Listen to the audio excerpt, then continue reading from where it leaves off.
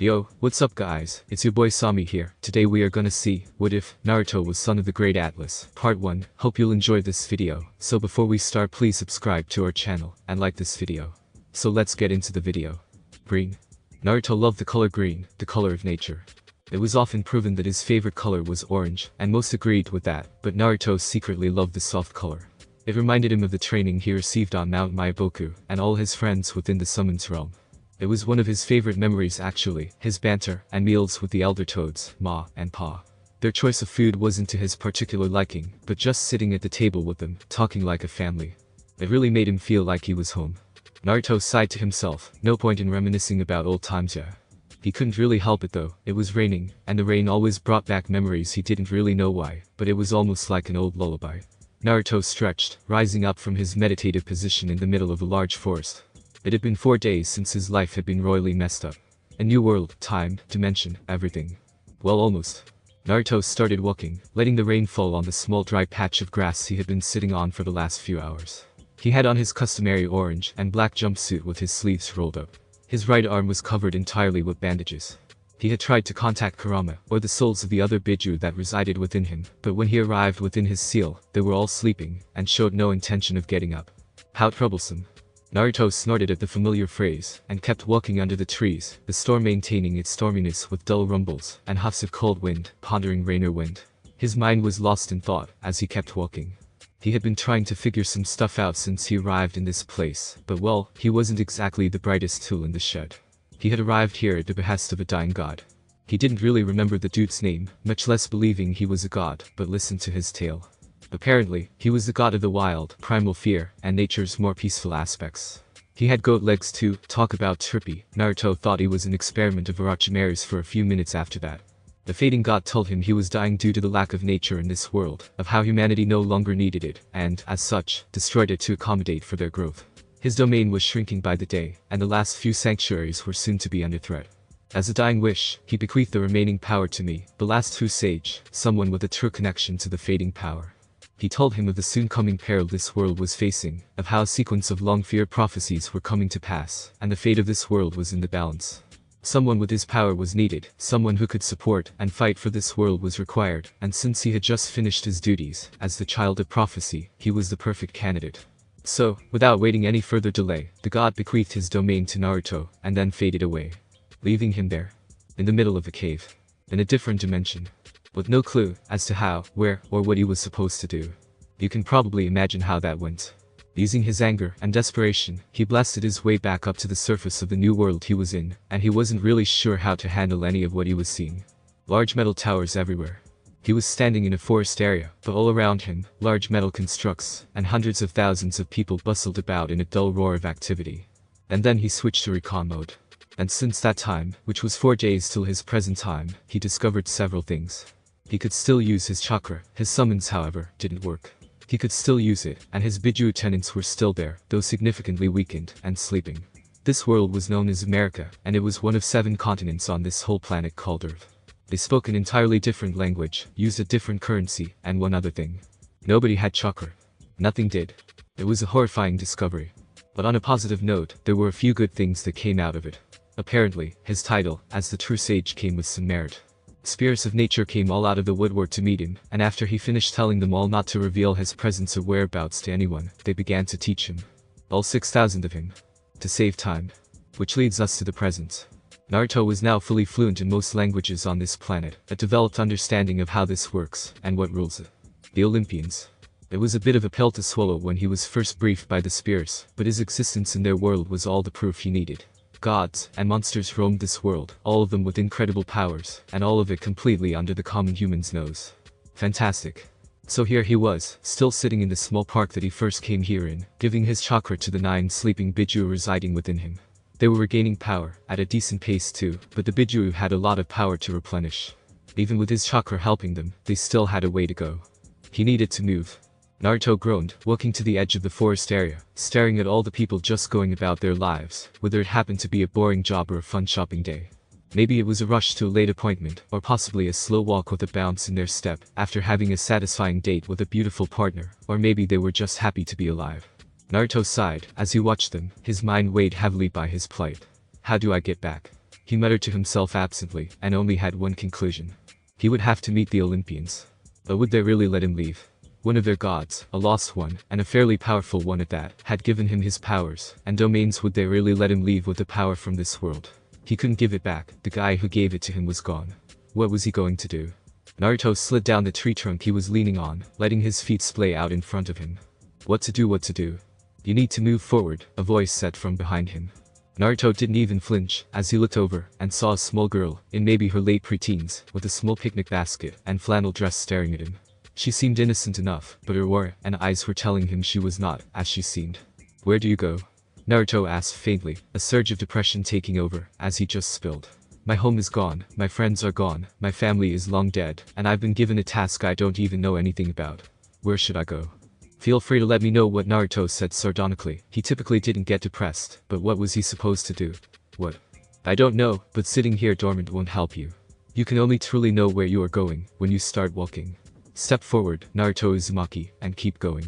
She said strongly, and when Naruto turned to face her, she was gone, presence and all. Naruto sat under the raining sky for a few more moments, before standing up, brushing a few blades of grass from his pants, before dispelling all his current clones. Take a step, huh? Without any clue as to where or why. Naruto asked a bit hesitantly, before feeling his trademark grin settle over his features. What did he have to lose? Why not? He declared. He pumped his fist in the air as he shook himself out of his funk. Maybe he could be a wanderer like the pervy sage. Except not an erotic novelist, he wouldn't go that far. He could go anywhere, so might as well start walking. He had a mission, and he hadn't failed yet. So with his old spirit back, and a few strange looks from his fellow pedestrians, he started walking. Naruto was searching. Recently, a strong natural presence appeared on his radar. It was like a lighthouse on the edge or a peninsula out at sea. He had been heading towards it for the last time. He didn't remember. It's been more than a week, but less than a month maybe. Naruto had been wandering since that fateful day, and he had finally reached his destination, or the origin of the beacon that kept pinging off his brain like a lighthouse. He walked up this hill, heading for it, and just as he was about to walk over the crest, he slammed into something. Naruto stumbled back in shock, before reaching forward tentatively and poking it.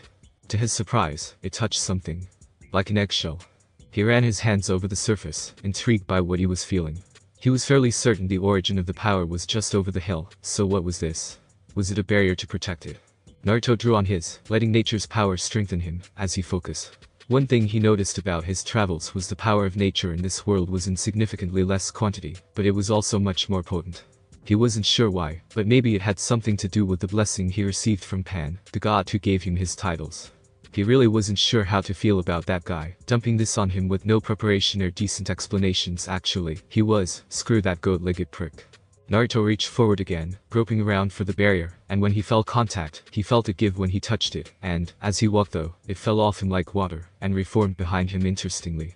He deactivated his sage mode, and turned back around, and blinked in surprise. He was staring eye to eye with a small dragon, and nearly 20 kids his age pointing sharp weapons at him. Who are you? One shouted out, while the dragon lumbered a little bit closer, smelling him. Don't move, or Peleus will lead you. Another shouted out. The confidence in his voice made Naruto freeze, as the dragon came closer. Peleus leaned forward, sniffing him, before beginning to circle him, sniffing him all over, and then in a small moment of silence, the dragon nuzzled his arm with a small playful growl. He encircled him in his long body, and brought Naruto closer, as he coiled up. Naruto wasn't sure what to do in that situation, and so he reached up, and petted Peleus carefully, making sure to be aware of what the dragon was doing. He liked having both hands. The kids were in shock at Peleus's behavior, and some of them even lowered their weapons, and walked forward. The most notable was a tall centaur, and a man with goat legs. Naruto was instantly on guard, as the two approached, and Peleus seemed to sense his distress. Peleus leaned over his shoulder, and bared his fangs at the two approaching, and they looked extremely surprised at the dragon's behavior, especially the centaur. He looked downright mind-fucked. Peleus. What's wrong? Who are you? What is this place? Naruto asked with a small amount of nervousness. The dragon encircling him was a small confidence booster, but could just as easily crush him as protect him. The centaur stepped forward, but the dragon made sure to keep him at a distance. My name is Chiron. We are a camp half-blood, a safe haven for demigods. Who are you? You bear no divine blood. How did you manage to get through the barrier? He asked calmly, though Naruto could see he was nervous. Naruto pondered this for some time, before looking at Chiron. I am Naruto Uzumaki, a sage.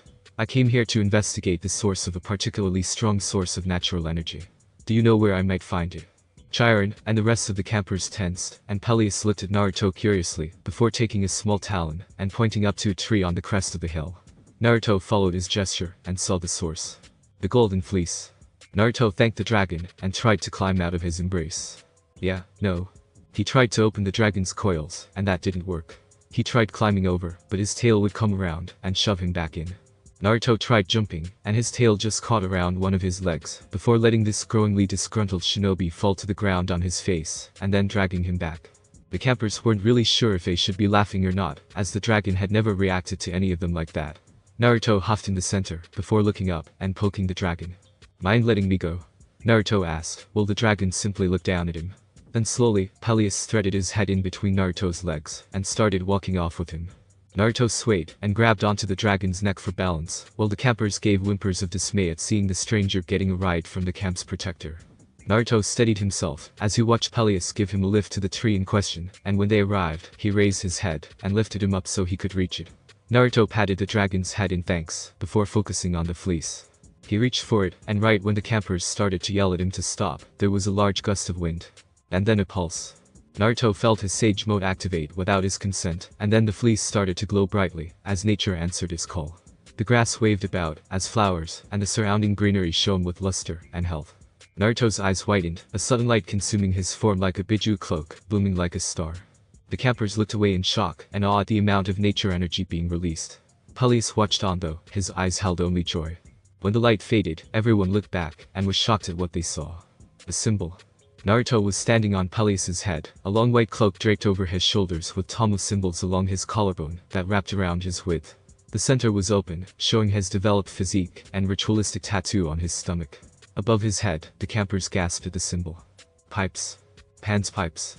Immediately, all the satyrs, dryads, and all nature spirits, Chiron included, bowed their heads, some with tears in their eyes.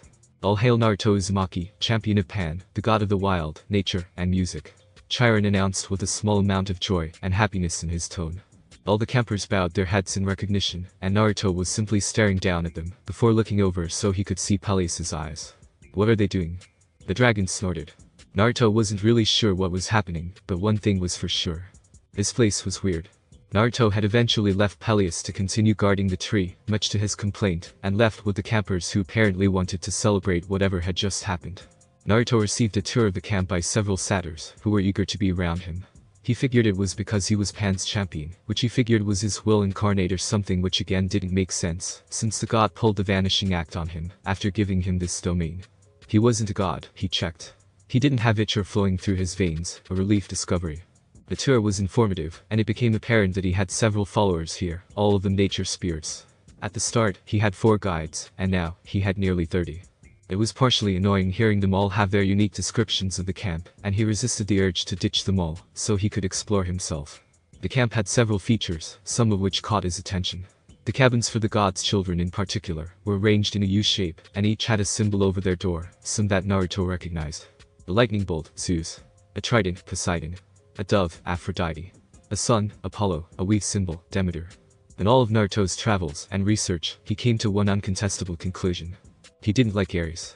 He had seen war, he had fought in it. It's taken friends, families, homes, and hope from all its participants.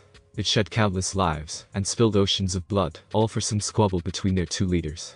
After the longest tour he had ever been on, he headed for the camp store, and tried to buy a shirt. Surprise. The camp shop didn't take mortal money. Its currency was drachmas, or ancient Greek coins.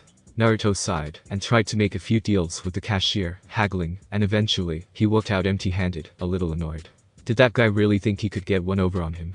He may have been born into this world a few weeks ago, but he wasn't an idiot. Not completely anyway. After that, Naruto headed back up the hill, towards Peleus, who was resting his head on his front legs. He heard Naruto coming, and rocked his head from side to side in happiness. Naruto smiled at this, and quickened his pace to greet the dragon. He wasn't really sure why the dragon liked him so much, but it was a nice change of pace. Naruto hugged the dragon's head, which was the size of his torso, and scratched the edge of his jaw, watching the dragon's eyes roll back and close in contentment. Naruto chuckled at the dragon, and debated on climbing the tree to take a nap, when a familiar voice called out to him. "Kid." Naruto froze, before a grin sprouted on his face of epic proportions. "Kurama. Is it you? One sec. I'll be right there." Naruto released Peleus, and sat down on the ground beside him. before closing his eyes and diving inward. He felt Peleus draw him into his embrace and smiled at the dragon's protectiveness. Naruto fully dived in, and when he heard the familiar voices, he smiled widely and ran down the halls. Naruto burst into the room and shouted out happily, "Kurama. Hey. Kurama." Naruto walked forward, noticing that his mind was empty. What? Kurama? Nothing. Natatabi, Isobu, Shukaku, Son Goku, Seiken, Chimei, Kakum, Juki. Anyone? Nothing. Naruto frowned as he started to wonder. This wasn't right. They were here. Where did they go? Naruto started to panic. Oh shit, where did you guys go?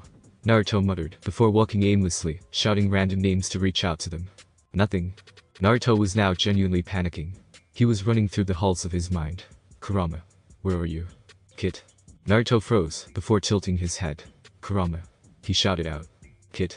Naruto whirled around and started running at the voice. Kurama. I'm coming. He shouted off as he ran. Where was he? Was he okay? Did something happen? Naruto ran a few more corners before hearing something. The battle. Naruto blurred around a few more corners and ran into the room. Then felt relief surge through him. All 9 Biju were in the room, a few tussling with each other over an apparent disagreement. They were significantly smaller than their usual size, but that wasn't important. Kurama was standing over at another of the entrances, shouting every now and then. Kid. He would bellow, before falling silent for a time, waiting for a response. Naruto ran at him. Kurama. All the Biju whirled around and saw Naruto running at them, a look of glee on his face. Isobu, Natatabi, Shukaku, Kakum, Chimei, Juki, Son Goku, Seiken. Hey guys. Naruto called out happily as he ran at them. The Biju all watched him come closer, some with amused looks, and others merely snorted at his entrance. There you are, kid. We have been trying to reach you for the last few hours. What happened? This isn't the room that was originally sealed in.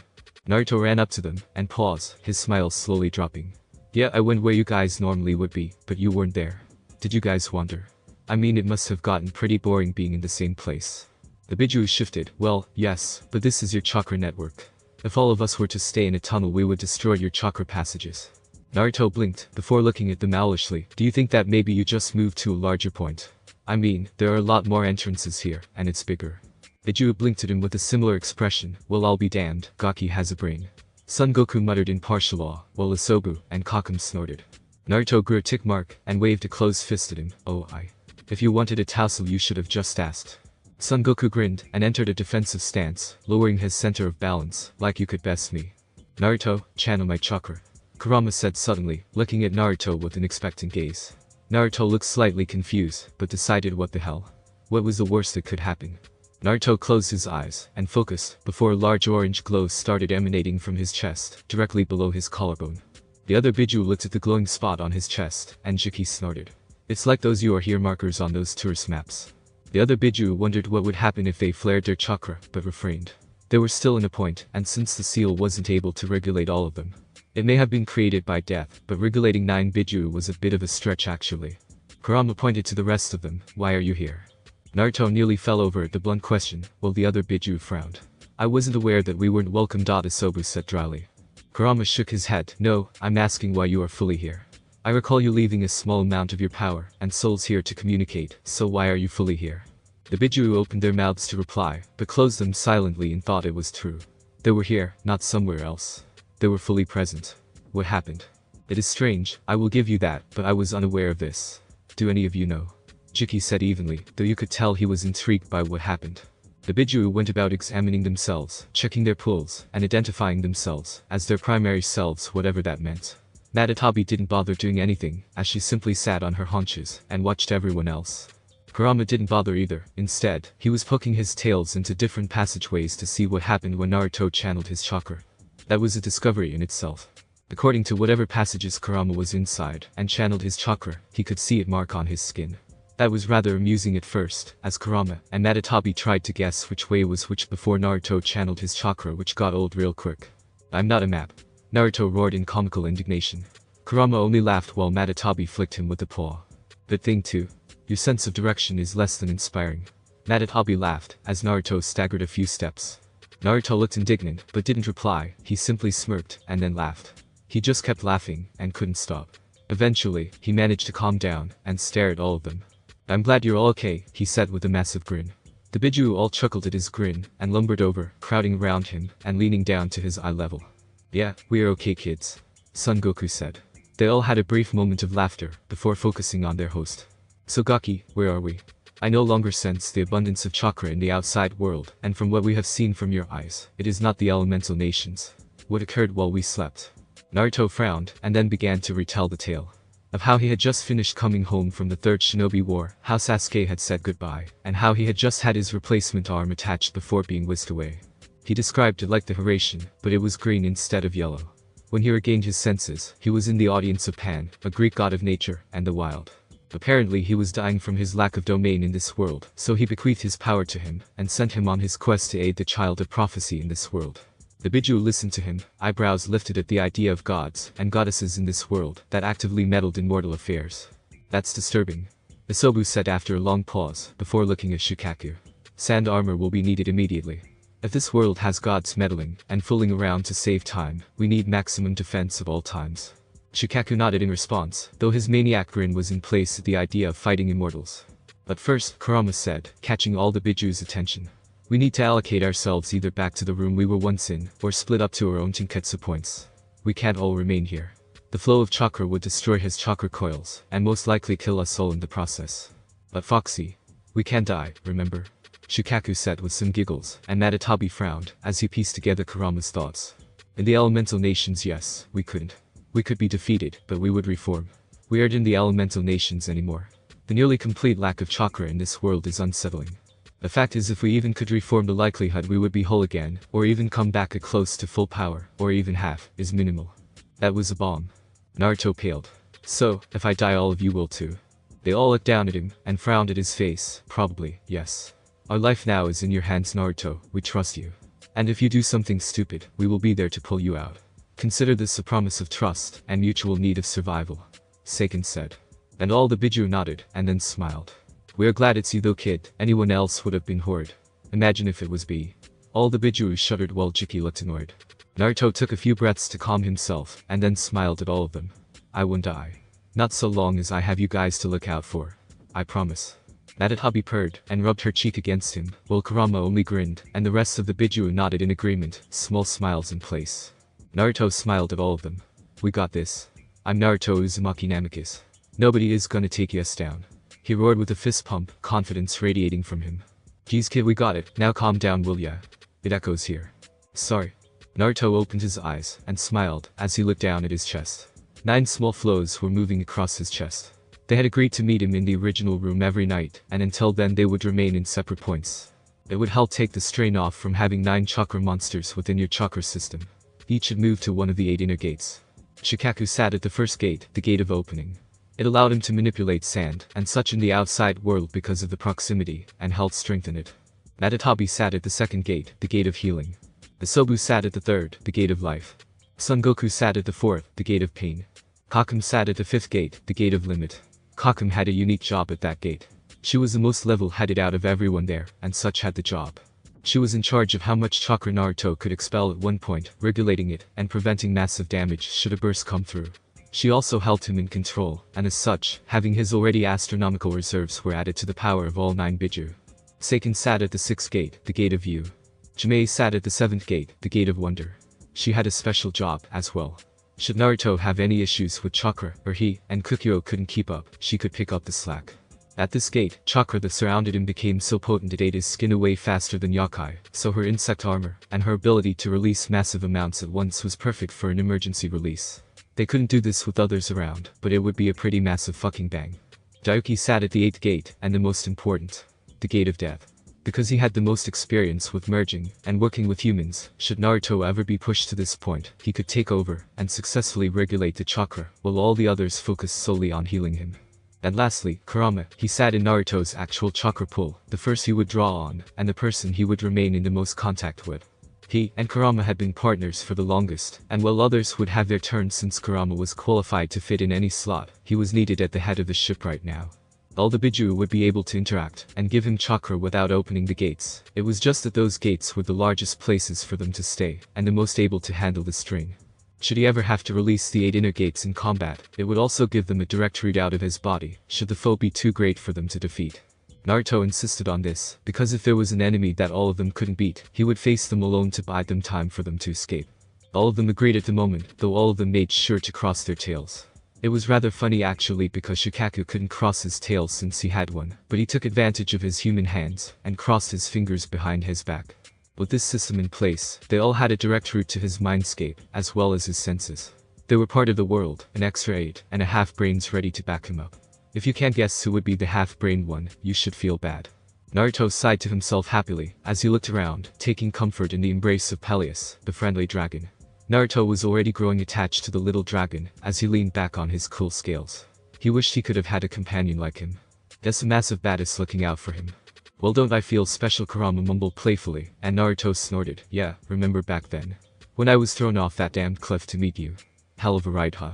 Kurama snorted. Yes, you were so insufferable back then, a little snot-nosed brat. Naruto grinned, looking up at the tree that held the golden fleece. He felt so much better around it, like two magnets finally coming together. It was honestly like sitting in front of a warm fireplace with friends all around. He took a few deep breaths, noticing the sky around him was darkening. He knew it was late, but he didn't think he was in the mindscape that long.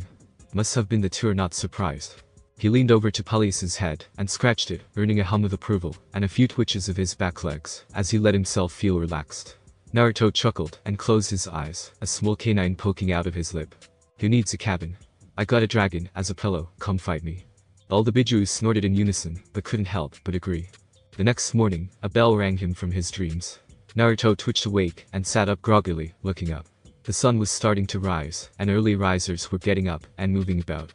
Naruto sat in the coils of his new best friend, and watched them all with interest. Shikaku, where's Naruto's sand armor? Isobu caught into his mindscape. Shikaku just giggled, and I need sand, you can't shell. I don't see sand anywhere, do you? The rest of the Bijus sighed, alerting the rest to all of them being awake. They all came forward, and nodded to Naruto. Well, except for Shikaku and Isobu, they were having a weird staring contest. Naruto could probably guess where this was going, and decided to just get on with it before being asked, lest it start another argument. He stood up shakily, and stretched Peleus stretching, as well behind him in perfectly mimicked movements. Naruto caught this, and laughed, before rubbing Peleus on the head. I'll be back later, keep guarding that, okay? It's precious. Naruto said with a grin, before turning, and hopping over the dragon's coils in an impressive display of ability.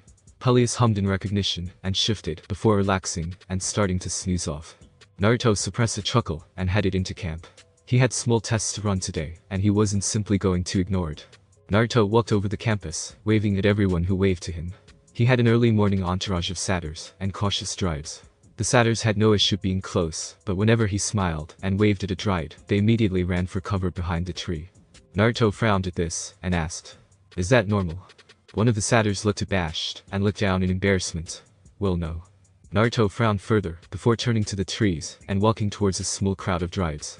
They seemed to tense at his approach, before he raised his hands in the universal sign of surrender, and approached slowly, making no sudden moves. He walked to the edge of the forest, not getting too close, and looked at the small group. Why do you run? Have I done something to offend you? He asked with concern. He had people flee him before, but that was one of two reasons, and since the Biju were now stored in their own points, they shouldn't be able to be sensed. The dryad stepped forward cautiously, staring at him warily. You were chosen by Pan, correct? Naruto nodded. Yes, is there a problem? The dryads looked at him in surprise, before looking down with massive blushes. Well, he was Ahiyam. Naruto recognized this look. He just knew, deep down, the familiar problem he had felt when around his strongest teacher, and felt his heart sink. He was a pervert, wasn't he? The dryads all looked at him gratefully for saying it instead of him. He had a habit of moving around, whether we consented or not. Naruto froze at that, before a scary look came on his face. Are you saying he forced himself on you? He growled out intermittently, trying to negate his anger. The dryads looked surprised at his reaction, and a little fearful. We usually got away, but not always. Naruto's frown deepened into a feral snarl, a fang poking out from his lips. His eyes flickered red for a small second, before he sighed. All the anger seemed to vanish from him, and he looked at them all sadly. He bowed to them. I am sorry. I was unaware of what my presence meant.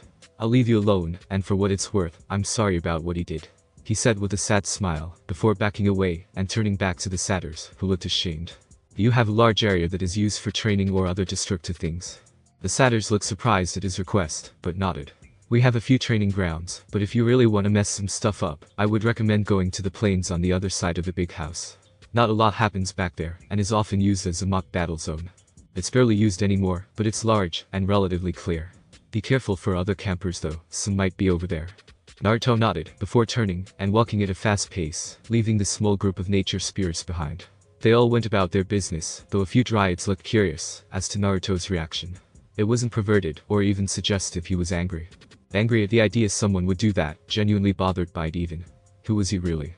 Once Naruto rounded a corner, and then his anger quickly reappeared. He slammed the ground with a closed fist. He didn't channel any chakra, as he didn't want to make a crater, but it didn't help much. When his fists connected, a rumble was heard, and a small explosion puffed up where he hit. Naruto was actually startled by this, and so were the Biju. That was without chakra or any enhancements. Your body shouldn't be that strong. Not even B could do that without my chakra. Jiki cut in. Naruto frowned, and looked at his head, looking for cuts or bruising, or even inflammation. Nothing. Naruto wasn't sure what to think. What the hell did that pervert do to me? Why is it always a pervert, Kami, damn it?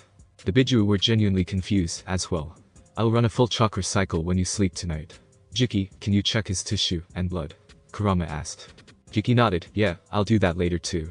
Naruto, before you go to bed, get some of your blood, and dab it over your 8th gate. I'll look it over. Naruto nodded in thanks, before quickly darting out of there to avoid being found. No doubt people heard the boom, and we came to investigate. Little did he know, a dryad was watching with white eyes. Naruto walked into the center of the field, and then closed his eyes in focus. Okay, we know I have my chakra, and I know I can use the Kage Bunshin. What should we start with? Shunshin, Rasengan, and Hiroshin in terms of, but we should start with chakra control exercises. Kakam answered. I would recommend starting with tree climbing, we don't know how bad it is after all. Attempting any could be hazardous. Naruto nodded in affirmation, before closing his eyes, and sitting down in a meditative position. He knew he could use chakra, but the fact is that he only used the Kage Bunshin once before in this world, and that was when he was still supplementing chakra with the Biju. Now that they were back to health, that would be dangerous. Naruto focused within himself looking for chakra. He knew where Kurama's and all the others were, but he needed his own place under Kurama. He reached for it, and gave it a tug, letting some of his flow to him. This was a common exercise for academy students to awaken passages and chakra. His passages were already open, but he was trying to push it to the surface, but for some reason it was easier. Naruto's chakra flickered around him, before shrouding him in a blue-green aura. That was strange. Leftover senjutsu. You would be a toad statue if that was the case, speaking of how you can access it. I thought you needed a contract with one of the sage summoning contracts in order to attain it, and if summonings in this world don't work, then how? Naruto blinked in realization, before frowning. That was a good point, how could he? Was his name still on the contract? Naruto turned off his chakra, and activated his, which was remarkably looking around, trying to notice anything different. If this was the same, then he should have a time limit, right? He just had to wait. And wait he did. Kid, it's not turning off. If anything, nature's energy is bonded with you. That isn't possible, is it? If it did, I'd be stone. Pan was a god of nature, and more specifically, the wild. It's entirely possible that you have his. Naruto paled. I don't look like a goat, do I? Kurama looked affronted, and then nervous. Check, immediately. Naruto didn't need to be asked twice. He ran around the big house, before running straight for the small lakes that were all over the campus. Even a stream would work, he just needed something. Please. Don't be good. Naruto was running his hands all over his body, as he ran, trying to find anything abnormal, as he ran, or just checking to make sure some of his characteristics were still there. He blurred through a small group of campers, who gave out cries of anger and dismay, as he shoved them. He wasn't sure if they gave chase or not, but he was too busy panicking to worry about such thing. He ran to the local lake, and ran onto a surface to the center, where there were no ripples, and knelt down to stare at himself. He ignored the surprised gasps of the nature spirits at his ability, and stared down at himself, curiosity intriguing him, and also relieved a lot of relief. Okay, so not a goat, but what the hell happened to my face? He and the Biju stared down at his reflection, and saw that he was mostly unchanged. Except for his eyes, and familiar tattoos. Instead of the orange pigment that showed on his skin around his eyes, it became this weird stylized green tattoo that branched out like horns, and reached down to his cheekbones in a strange spike-like fashion. On his forehead, a small green diamond appeared, and he gasped. It's like Bachan's. Do you think the secret to her methodic regeneration was? Kid, your eyes. Naruto drew his focus from his new tattoos, and focused on his eyes, and felt the air in his lungs leave quietly, as he got lost in them. They were like inverted solar eclipses. His pupil was still black, but his iris was like molten silver, shimmering like water under sunrise. The outside rim of his eyes were a faint green that pulsed faintly, never stopping. It was like his eyes were a perfect system of equilibrium in liquid states. It was mesmerizing. Naruto reached down and touched his reflection, specifically the part under his eye, and breathed out in awe. Hey guys, I know that my eyes change when I use your chakra, but what is this? It's not what I remember. It feels different, much more serene and calm. Before it was just peaceful, but this is like a small spring stream. It's peaceful now, but I get the feeling it can rumble like a waterfall. The Biju couldn't help but agree and examined his chakra from within his system. This chakra, I guess I should say energy, has almost unified with your chakra. It's amazing. I'm not even sure if this is chakra anymore. Kukyo said in awe. This wasn't like her. She was like an angry librarian when he did something wrong, but now, she was like a little kid seeing the stars for the first time. It's like you're directly drawing from nature itself, not a conduit from Mount Maiboku. You're feeling the peace of the world right now. You should be honored. I don't think you're the first, but I know that fewer than 10 people have felt this before, Isobu said with partial reverence. He must have enjoyed the feeling. Shukaku was giggling without a care in the world, before rolling over, going to sleep, and then snapping awake. Hey. Remember, I need sand for the armor. He went ignored, not that he noticed, as he went back to sleep a few nanoseconds later. Naruto slowly looked up and around, before noticing something that made him freeze. Nearly all the campers at the camp were staring at him from the shore, their jaws practically sinking in the mud. Naruto was too far away from them to see his eyes, and just stood up and nodded to them like he knew what he was doing the whole time, and then cut his chakra flow to his feet, sinking into the lake below, without a ripple. Naruto sank slowly, before landing on the floor and entering a meditative position, thinking. He knew he could only last there a few minutes, but hopefully it would be enough too. Gaki, I think you should learn something before you continue that thought. I am a creature of the lake, and with that comes a few privileges. How do you think Yukura gained such control over water? Naruto's eyes shot open, back to his normal cerulean blue, startling a few naiads that were edging closer to him when his eyes were closed. What do you mean? You can naturally absorb the oxygen from the water through your skin. This only works for freshwater, however, as I always avoided the sea due to its salt content. This won't mean you will last forever, but you have roughly an hour. Isobu said with an uncharacteristic tone of excitement. Naruto's eyes expanded like balloons, and nodded profusely in thanks, making a few of the naiads look at each other in confusion. Naruto calmed himself, before closing his eyes again. Can I try water manipulation? Since I am here, and I know I have chakra, with an affinity for it. Everyone waited in silence for Kukyo, who was in thought. She sighed, before giving out a few orders. Very well, but wait a moment. Jayuki, Kurama, Chimei, get ready to restrain his chakra flow should there release too much. We don't need to kill everything in this lake to check. Naruto, ease into it. I mean it, go, as slowly as possible. Naruto's eyes flared with determination, as he opened them again, before holding out his hand. Okay, I am just going to release a small amount of chakra into the water, not yours, but mine, no offense, but we don't know what damage your chakra could do. The Biju grinned at his concern, before readying themselves to help him. Naruto calmed his beating heart, and focused on his chakra. He could have done this much easier, but right now, he needed every chance of control he could get. And boy was he right. Just as he gave a slight tug, what was almost like a tidal wave surged forward, pushing back his will to slow it down. The Biju saw his grip get blown away rather comically, before exerting their own pressure to slow his flow. Naruto regained himself, and began working it through, taking a small amount from a small amount, before he had a small amount of chakra. He opened his eyes, and let his chakra flow to his hands, before releasing it. Now that was cool. His chakra left his body, and lit up the whole lake. It was like the aurora borealis lighting up a night sky. It streaked through all different sorts of colors, weaving around the sea creatures, and all of them gave looks of astonishment, before all of them relaxed in blissful comfort. Naruto watched his chakra juice work through the water, before it fully saturated the lake. Okay, information time. Jayuki said with a grin, from what I can see, your chakra is imbued with nature, probably because of Pan, but, as you can see, it's very powerful, potent, and almost the complete opposite of our chakra. While ours is tumultuous, violent, and corrosive, yours is peaceful, passive, and almost restorative. It's ironic that you might have actually gained healing powers, just after the war. That's called shitty timing. Naruto frowned at that thought. He could have saved so many with this power. He could have saved Niji. Kid, focus, the water is responding. Naruto focused back on reality, and saw the water around him moving angrily in a small whirlpool. He immediately rectified this, and slowed the spiral, letting the naiads regain their balance. Naruto shot out of the water, and landed on its surface, with only small ripples, before walking towards the shore, which still had some campers there, and a centaur who looked relieved that I had come to the surface. Hey wait, I'm walking on water. Doesn't that mean I have good control? No, I'm helping you. Isobu said with a snort. Back to the basics for you. Naruto sighed, as he touched land again, and looked at the centaur towering over him. Was there something you needed? Chiron just looked at him in surprise. You walked on water. I did. Have you been claimed before? You mean that weird floating symbol over my head? Nope, never. Chiron looked disbelieving. Are you sure? Naruto snorted. Yeah, I'm pretty sure. It'd be really hard to miss. Chiron just looked at him for a while, before waving to an open-air pavilion on the crest of a small hill behind him. We are about to have lunch. Would you like to join us? Naruto perked up at the idea. Lunch? Chiron looked surprised at this, and smiled. Yes, lunch, free of charge. Naruto walked really close to the centaur, and asked with a hopeful voice. Do you have ramen? Chiron looked completely baffled at the request, but nodded. I am fairly confident we have ramen. How much? Chiron was seriously wigged out by this kid's hopeful expression and sparkling eyes. I doubt you could eat it all. Naruto all of a sudden laughed and jumped to give Chiron a small punch to the shoulder, before giggling as he fell back to the earth, running behind him, and started pushing him towards the pavilion. Hurry. I haven't had ramen in ages. The centaur looked completely blown away by this boy, while the Biju opened their eyes in horror. Buckle up for the long haul. The monster has returned. Shikaka giggled madly, surprising everyone, before running in small circles in mock panic. The Biju felt like planting their faces in the 8 inner gates, before repeatedly slamming the gate against their heads.